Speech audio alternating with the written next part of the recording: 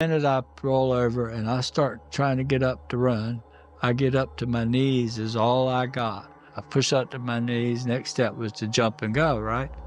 But I was stopped because this cow was not there anymore. But about 6 feet from me, maybe 8 feet, I couldn't reach her. But it was a lady there, and she's glowing, this beautiful bluish white color, and lit up a circle on the ground, probably 15, 20 feet circle, and I'm inside that circle, lit up, and she's just floating 3 feet off the ground. There's this long white dress that had a collar on, no opening, white, sparkly dress, and down to the tops of her feet. And she was barefoot, I could see her toes. And this whole beautiful lady, she was as human as me and you, and as beautiful as most beautiful woman you ever saw. And she leans toward me and she said, "You know why I'm here. This is your burden you must bear."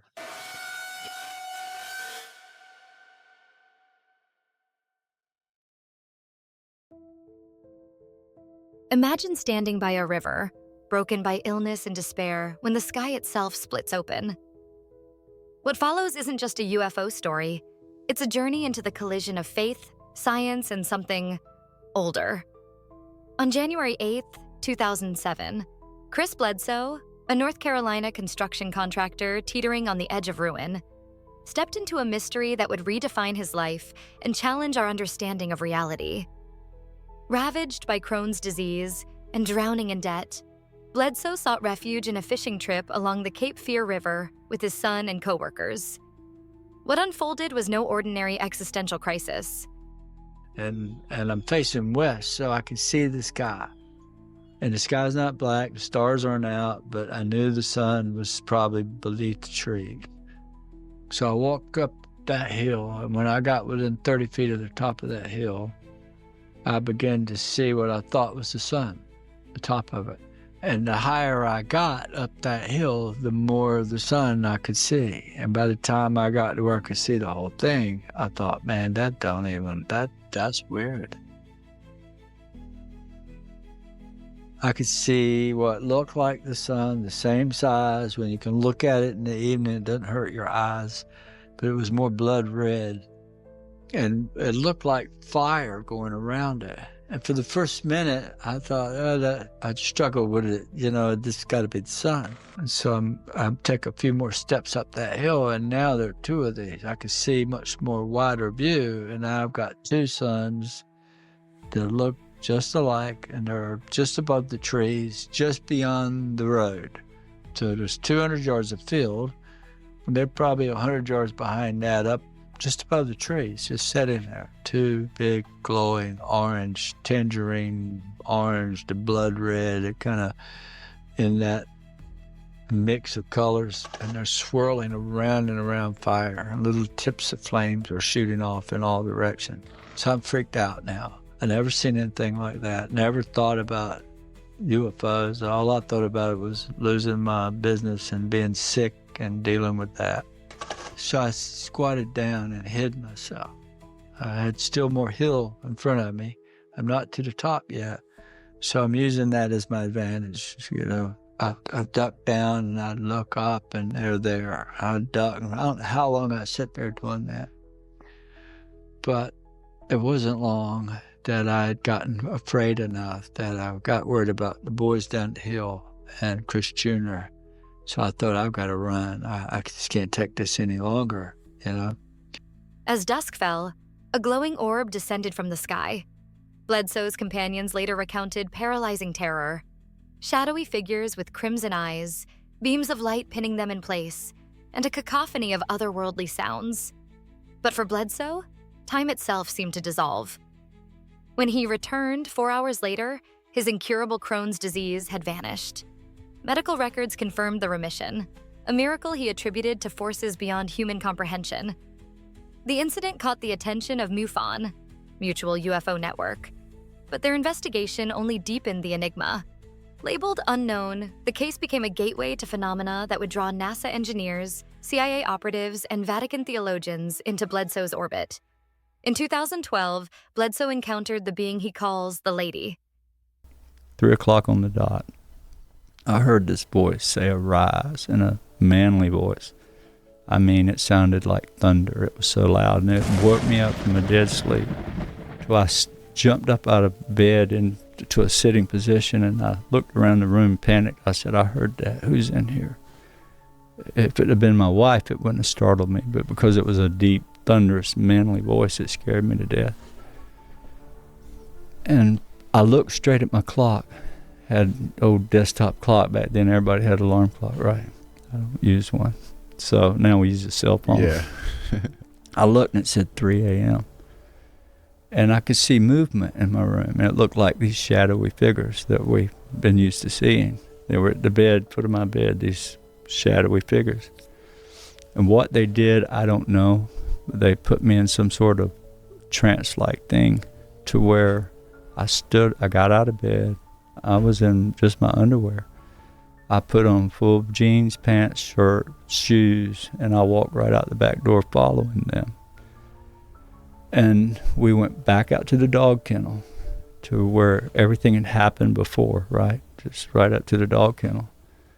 And just before we got to the kennel, one of these beings stopped and turned and handed me this object with two hands, just like this, handed it to me. And I reached out and I took it. It said, this is yours, you must keep. So when I grabbed it, it felt like a hedgehog. It's prickly. It wasn't hurting, but it was prickly. And it felt like it was a living, like a dog, but it had no head or no legs. I could see it, but it scared me really bad the way it hit my hand. So I dropped it on the ground. This voice said, no, you must keep that. This is yours, you must keep. So I reached down to pick it up. And when I did, when I stood up, they were gone. There was no more beings in front of me. And I thought, what am I going to do with this thing? And I'm juggling it, and I'm thinking quick. And so I opened the dog kennel, and I set it in the kennel and closed the door, thinking, you'll be safe there. I don't know what it is. This has all happened so quick. And the minute I closed that door, I stood up, and this blast of wind, it was so strong, this wind. It was a mighty wind, but it was localized. It wasn't the trees around me. It wasn't the forest. It was a blast of air in a circle in front of me that the tree, this oak tree in front of me, just disappeared into a black hole. And out of that hole came this wind, which pushed me backwards really quick. It was like so fast, it caught me off balance. And I fell all the way to my back, flat in the leaves. And as I'm falling, I could see what looked like a 1,500-pound bull, a cow, come out of that hole, ran right over top of me. And I could see through it. I could see the stars right up through it, but I could see this bull. And so I land on my back, and I roll to my stomach. And when I roll, and I'm trying to get up, right? I'm going to run. It happens within seconds. I hit my back, I roll to my stomach, and I'm facing the other way. So I'm trying to get to my knees and to my feet to run, to know where this thing went. And immediately, the cow wasn't there. It was a woman, beautiful beyond measure. She was glowing, this bluish white color, and she had this white dress on that sparkled when it was flowing. The dress just moved, and it looked like an old Roman dress. It went all the way to her feet, and sleeves out to her hands here, and a collar. But she was hovering, barefooted, just like that, 3 feet off the ground, and she looks at me. Now, I'm just in this biggest shock. Words can't describe how the power I felt from this wind and this bull run me over, and the fear that set in, flight. I had to run, I had this instant fear hit me. But now I'm looking at this woman, so that whole fear thing turned into, oh my God, what is this? Is this an angel? What am I looking at? She leans over and she looks at me and she says, this is your burden. She said, you know why I'm here? And I knew why she was there, because I had struggled internally for 5 years. These orbs come and it talks telepathically. I hear them. And we proved this on the History Channel, live with Andy, right? They knew that my brain was communicating with the orbs, even though I wasn't moving. We did this on camera. And neuroscientists measuring my brain waves, they could tell. So I'd had for all these years this overwhelming desire to tell the world. And the more I told it, the worse it got, the worse ridicule, and it spilled over to my children. So that's why I was ready to quit. But she said, this is your burden. You got to bear. And she said several things. And this is, I've been telling this for a long time about the times we're in now. You know, we're in some pretty weird times, right? But she told me about that. And I put it out there in 2012. This happened Easter of 2012. She said, there's going to be trouble coming. And we're going to wake the people up. And we're going to let you do it. We're going to use you. We want to help you. Introduce us to the world. That's what she said. And she told me about an alignment. She said, there's going to be, she said, when the star of Regulus, arises on the horizon in the gaze of the Sphinx, at that time there will be a shift in the knowledge of humanity. That's what she said. Described as a luminous, feminine entity radiating serenity, she delivered warnings and wisdom that transcended typical UFO narratives. Harmony or chaos, she intoned, urging humanity to abandon greed and division or face apocalyptic consequences. But the lady's message carried a startling twist. She allegedly warned of a fabricated alien invasion narrative designed to manipulate humanity. Instead, she emphasized a spiritual awakening tied to celestial events, a theme that resonated with Vatican researchers studying parallels between Bledsoe's visions and Marian apparitions like those at Fatima. She's not an alien, Bledsoe insists. She's a bridge between our world and something older. Central to the lady's warnings is a date etched in cosmic symbolism, Easter 2026. Bledsoe claims this marks a rare alignment of the star Regulus, known as the King Star in antiquity, with the Great Sphinx of Giza.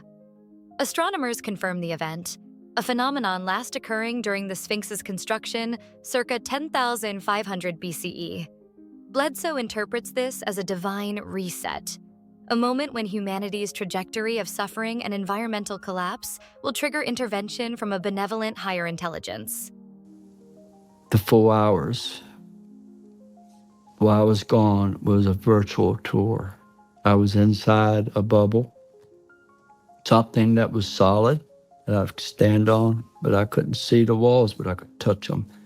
But I could see everything in every direction. And there were always 3 figures behind me that were shadowy, and they were narrating what I was seeing. And I saw North America from way up high. I saw the whole United States, and then I was taken to Egypt, and I saw the pyramids, and this Hathor's temple. I saw that, the Sphinx facing to the east. And then the lady comes back.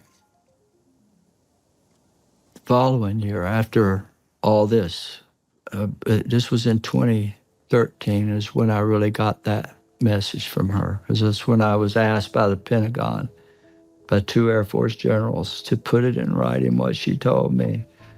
And I did. And this was on request from NASA, a friend at NASA. So he come and got it and hand-delivered it to these generals. And she told me that, she said that when the star of Regulus, she called it a red star. When you look at it, it looks blue. But she said when Regulus is red on the horizon, in front of the gaze of the Sphinx, before daylight. So in other words, when it's sitting right on top of the horizon before the sun comes up, that moment would mark a change in humanity's knowledge. And she showed me other things. War, us bombing Iran, us bombing Syria. And in them days, none of that had happened. So I put all that on this piece of paper. And now I've had so many write me back, oh my God, you see they just bombed Iran, or Iran just bombed us, you were right the whole time. And I did that in 2012. And so what they did was I gave them the date of 2026 because they took that celestial event and ran it through these machines that showed that exact alignment will happen in 2026 at Easter. What will happen?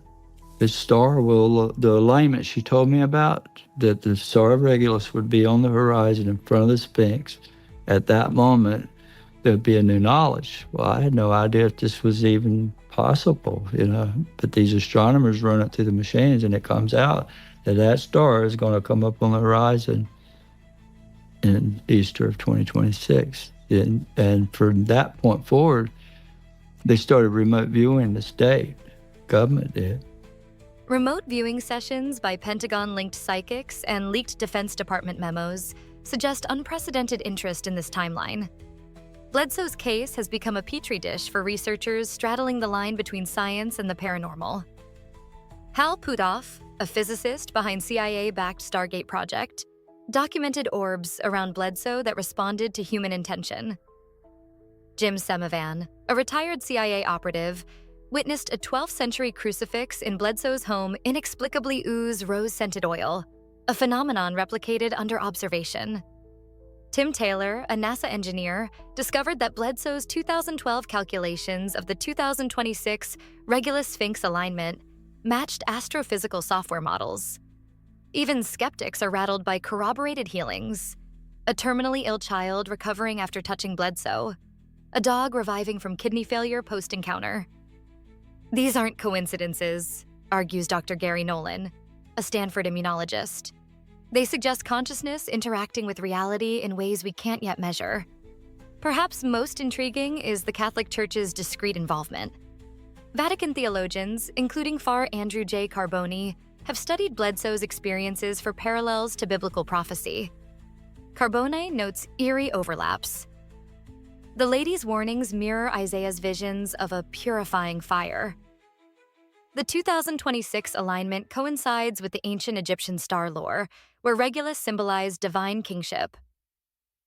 Bledsoe's sudden healing echoes Christ's miracles. This isn't about aliens, Carboni told colleagues in a leaked email. It's about whether we're witnessing a new chapter in divine revelation. Critics dismiss Bledsoe as a delusional fabulist, but the evidence and the players involved defy easy explanation. His story forces uncomfortable questions.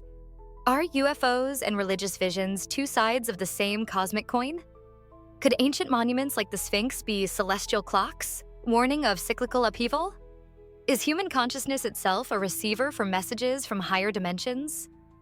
As Easter 2026 approaches, Bledsoe's chronicles evolve from personal odyssey to global parable. Whether harbinger of doom or awakening, his tale underscores a haunting truth. The universe is far stranger than our textbooks allow. In Bledsoe's words, "The lady didn't come to scare us. She came to remind us we're part of something bigger, and time's running out to act like it."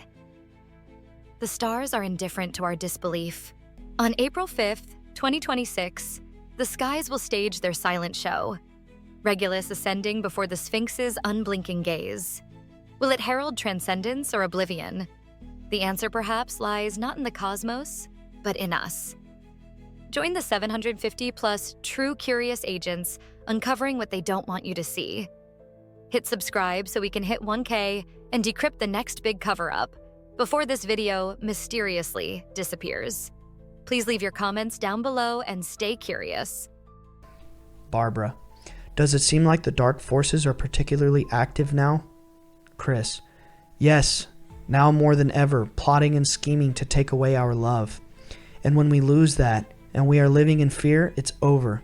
It will not be good. It will not be good. And it's coming quickly. The earth is out of balance. Our vibration is totally linked to her and to this earth and into love or fear. And as we are in fear, our vibration drops to a lower level, which throws every living thing, every tree, every plant, every creature, including this earth. Its vibration is off and it's beginning to shake and tremble and destruct. We have to change that. We have to change this fear. We have to change it. We have to bring love into this earth, into this world, in our hearts and our minds to bring about peace. Never look at the fear. Never talk of negativity. Never bring it into our lives. Remove it from us completely to stop this negative vibration from going on. If we don't, it's going to be a major loss because the earth is encoded, she says. The earth is encoded. It's part of its makeup to rid itself of negativity and darkness, and that it's a process that has started that only we can stop by love. And with love, we can awaken into a new love and a new world of peace, which was foretold. It's so beautiful.